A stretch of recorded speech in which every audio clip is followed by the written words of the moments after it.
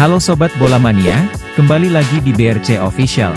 Ada kabar menarik nih mengenai 5 amunisi baru PSM Makassar siap gempur Bali United pada playoff Liga Champions Asia. Meski meliburkan pemain, namun manajemen PSM Makassar kabarnya menyiapkan 5 pemain rekrutan baru untuk menghadapi playoff Liga Champions Asia. 5 pemain ini akan dipersiapkan untuk didaftarkan pada FC sebagai amunisi yang akan memperkuat PSM Makassar melawan Bali United. PSM Makassar hampir pasti resmi mendapatkan 5 pemain baru yang menjadi kekuatan pasukan Ramang hadapi beberapa event musim depan.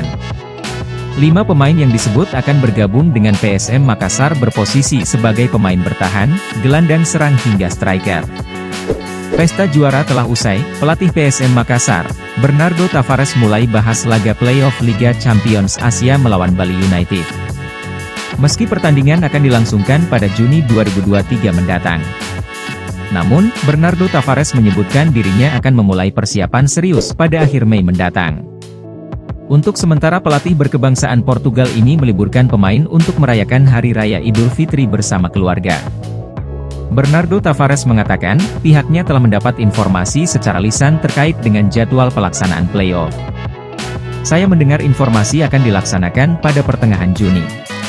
Namun ini masih sebatas lisan, belum ada jadwal resmi yang kami terima, ungkap Bernardo Tavares kepada awak media.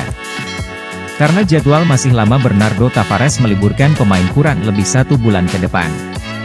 Sekarang pemain akan diliburkan, nanti pada akhir Mei baru kembali mengikuti latihan, tambahnya.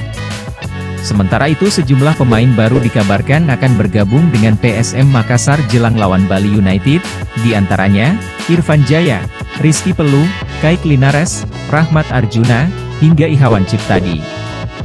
Nah itu dia Sobat Bola Mania untuk update kabar kali ini, bagaimana pendapat kalian Sobat?